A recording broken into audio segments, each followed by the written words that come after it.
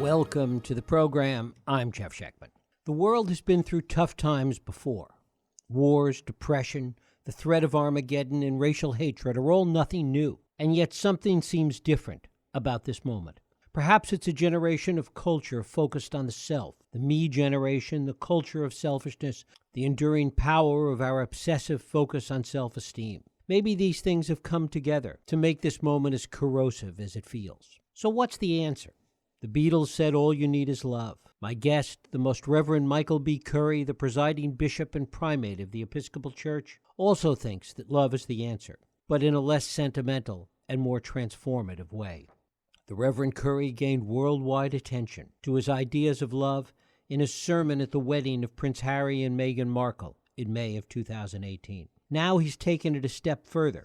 In his new book, Love is the Way, Holding On to Hope in Troubling Times, it is my honor to welcome the Most Reverend Michael Curry to the program today. Reverend Curry, thanks so much for joining us. Well, thank you. Thank you for having me. Well, it's great to have you here. The world has changed a bit in the past, year and a half or so, 2 years, since your original sermon at the wedding.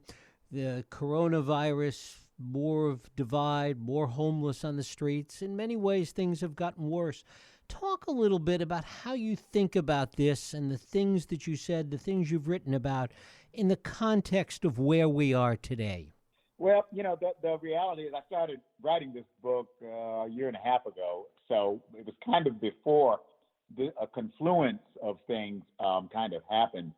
I've been involved in issues of racial justice and reconciliation for a number of years, and my father was a civil rights activist, so the racial context of both our long-standing history as well as our contemporary history, I've been aware of and been a part of and been active in.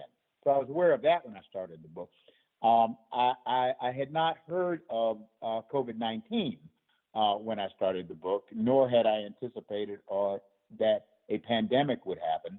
And that we'd be in the midst of real sickness, suffering, and death for so many, and the resultant economic results that are particularly harmful to people who are the working poor, as well as a lot of folk who have never been poor before.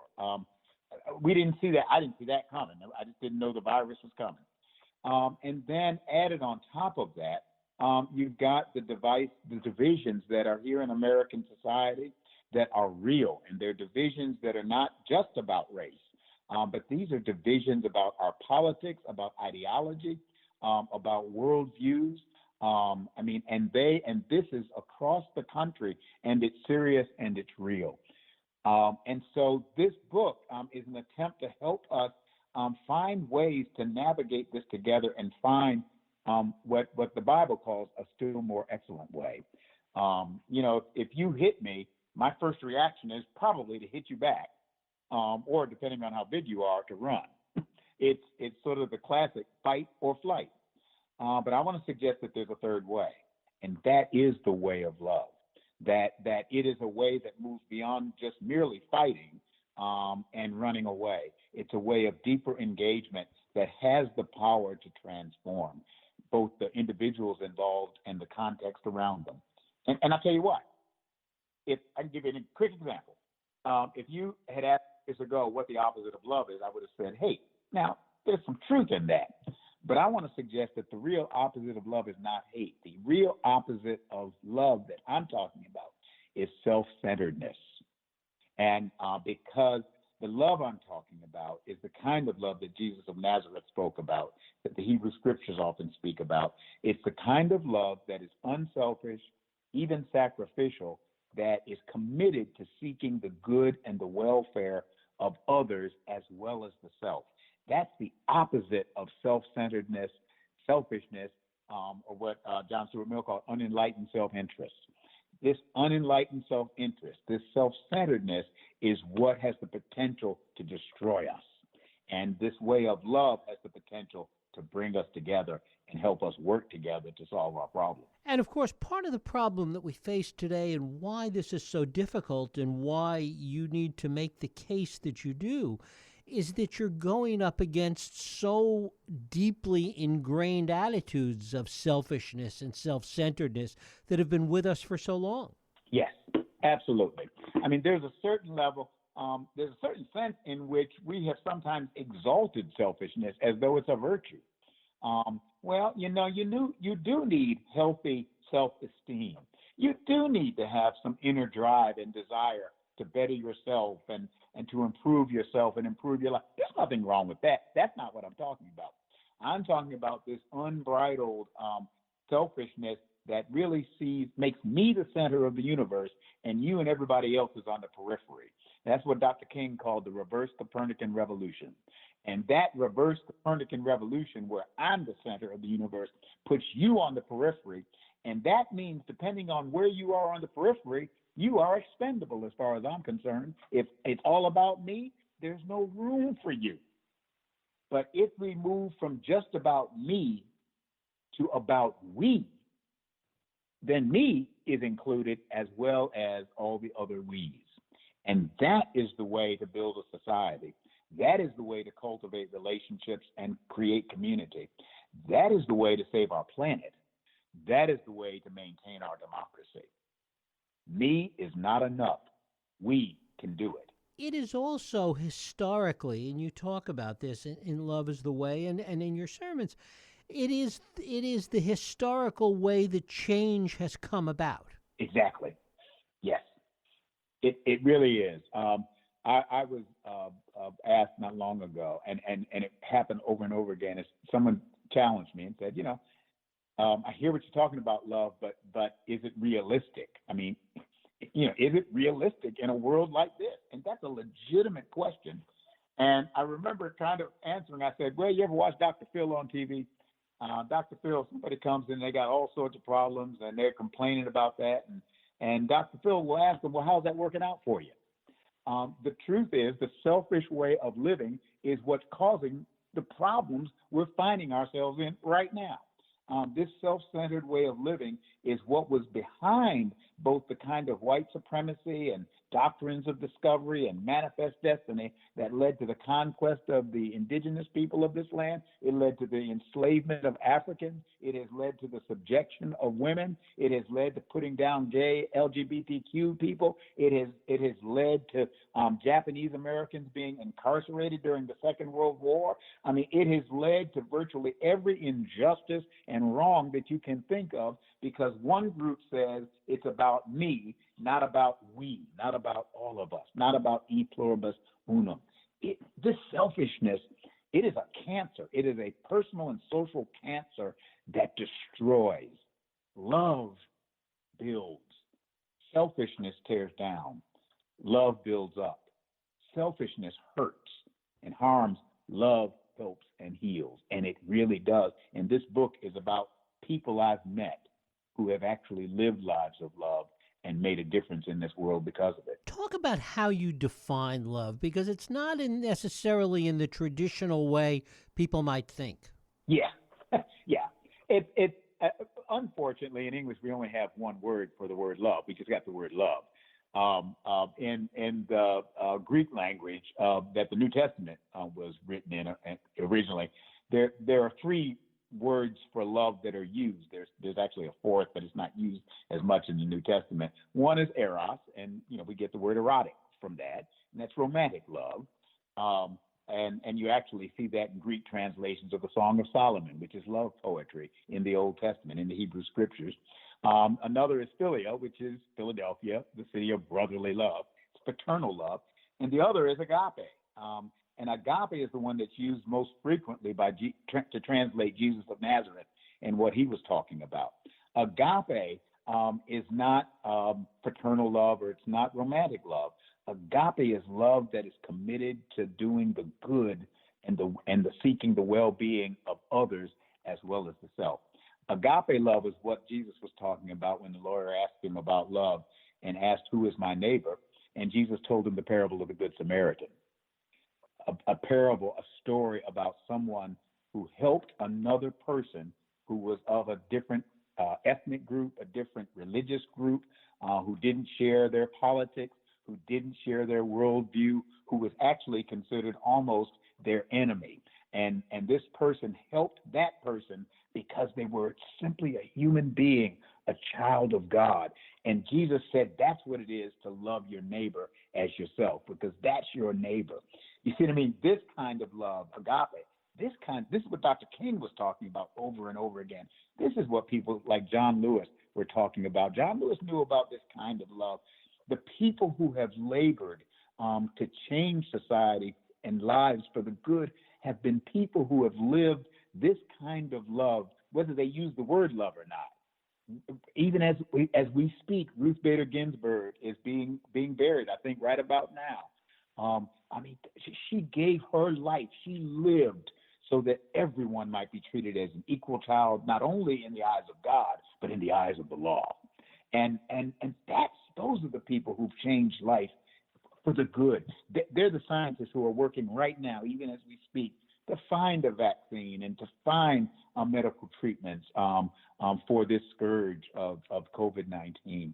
I mean, they're the people who've been working themselves to death in hospitals. Not just the doctors and nurses, but the technicians and the folk in the cafeterias and the folk who have to clean up the medical waste and clean those hospitals. They're the folk who've kept those hospitals going, sometimes many of them sacrificing their own lives. That is the power of real sacrificial love. It's these firefighters who are up fighting the wildfires now. It's folk who do stuff for others as well as themselves. They're the people who have ennobled humanity, and that's the way for us to become not just collections of self-interest, but to become something close to the beloved community that I believe God has intended from the very beginning. It has to be community-wide in order for it to be successful, yes? That there has to be this kind of collective revival that you talk about. Yes, and I thank you for asking that, because I mean, one of my deep concerns is that we as a country in the U.S., and I can't speak for other countries, but in the U.S., we have divided ourselves. We are divided up, and that's not healthy for democracy. Segregation is not good when it's racial segregation, and it's not good when it's segregation along people just hanging out with people that they agree with. There's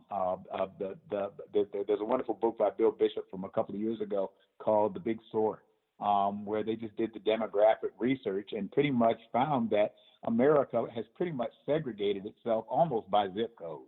That people who that there are blue zip codes and there are red zip codes, and some purple and mixed ones. And marketing people know this. They know which areas to target with what products or what stores or that kind of thing.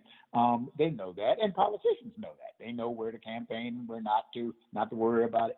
I mean, we have actually resegregated ourselves in our housing patterns, in the patterns of what we listen to on social media, who we communicate with, where we get our news from. I am pretty sure that people who are watching Rachel Maddow on MSNBC don't also watch Sean Hannity on Fox News.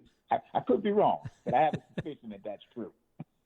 And now, what the effect of that is that we don't actually know each other as human beings, as brothers, sisters, siblings. I believe the Bible teaches us that we have all been created in the image of God, which means we share something of the life and love of God. We've been given that. None of us has any more of that than the others. We all bear the image of God, which means we come from the same source. If you have the same parent, then I believe even biologically that means you are related. It means we are brothers and sisters and siblings by our very existence, our creation as human beings.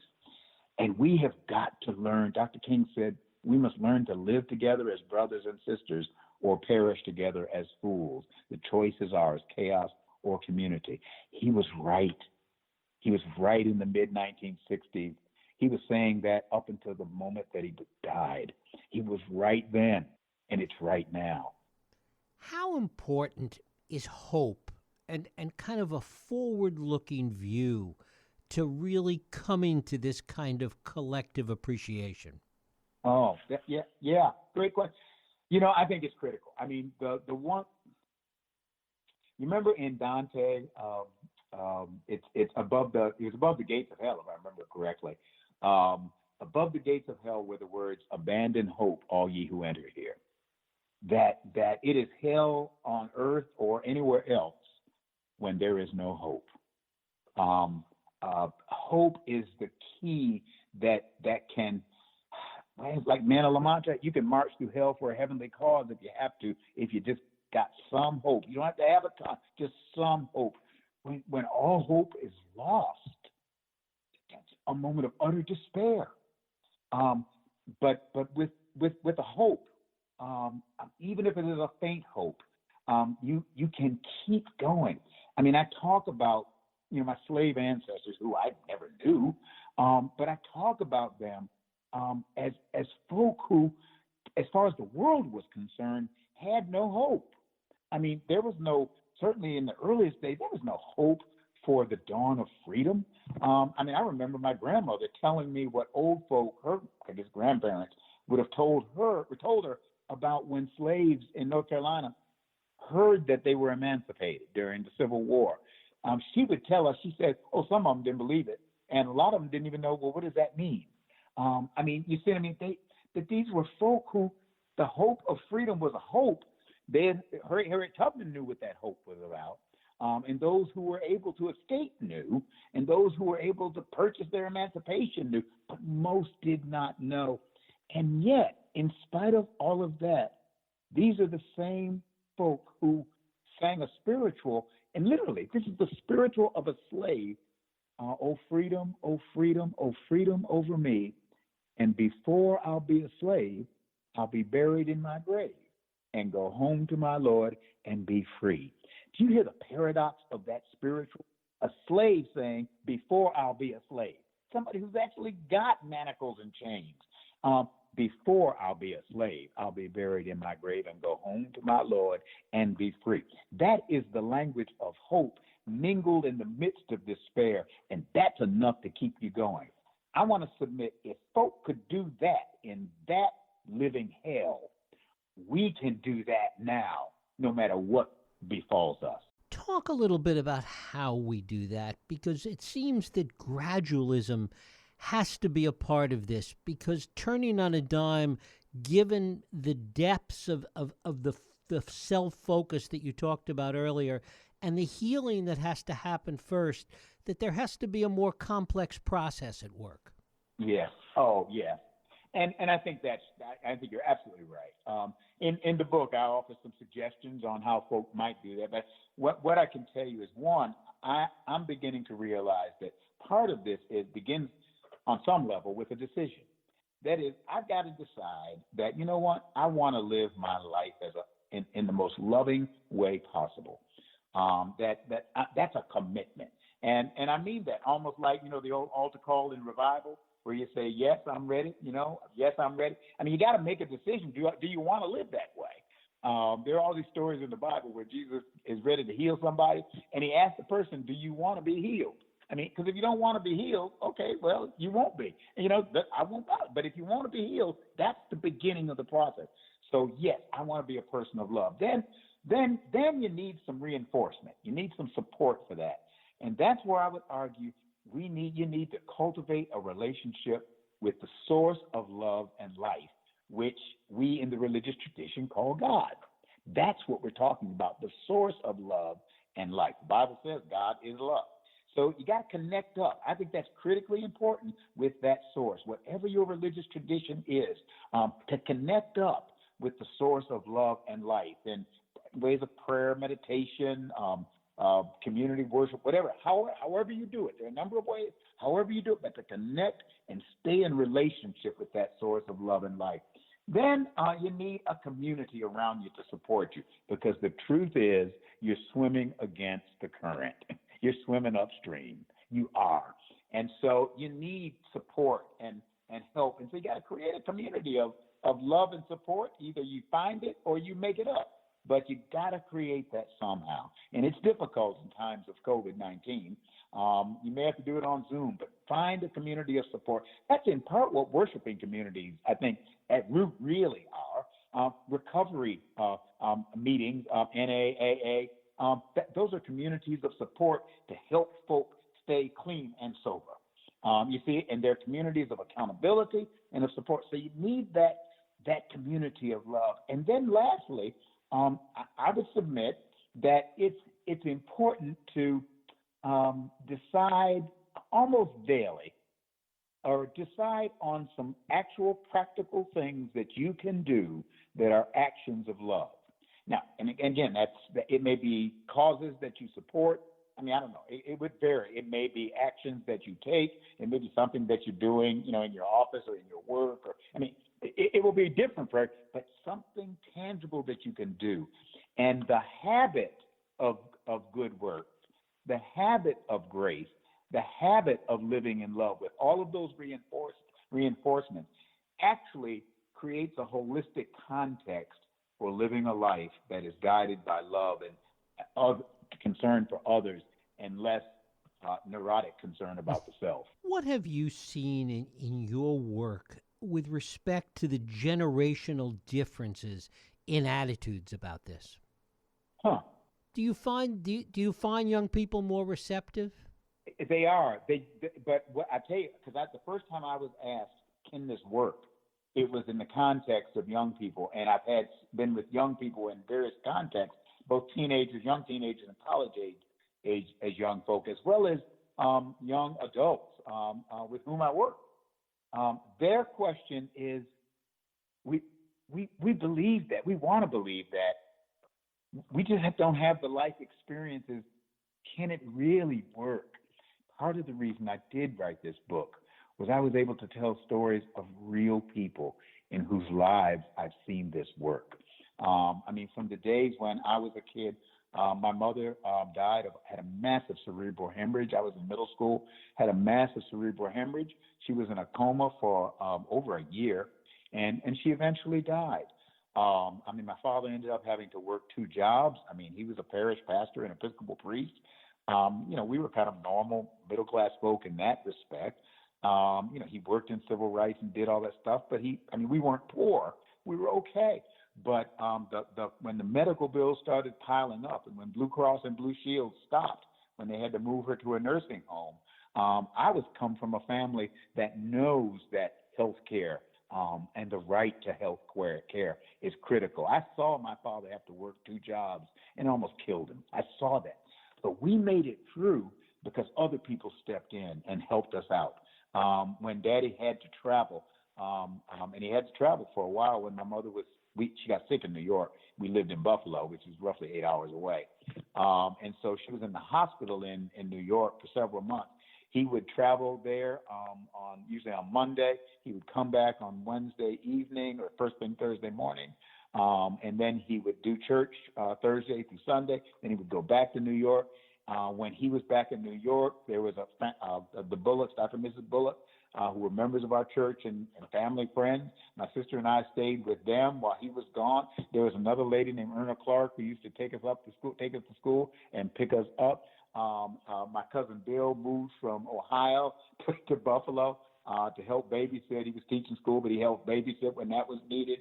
My grandmother, whose daughter was my mother, who was sick, in her 70s, came and pretty much pitched her tent with us most of the time. What I saw was a community of people who came around and helped us navigate, which was a march through hell, while we watched our mother die and in a coma with a yellow feeding tube, the only thing that was giving her any nourishment at all.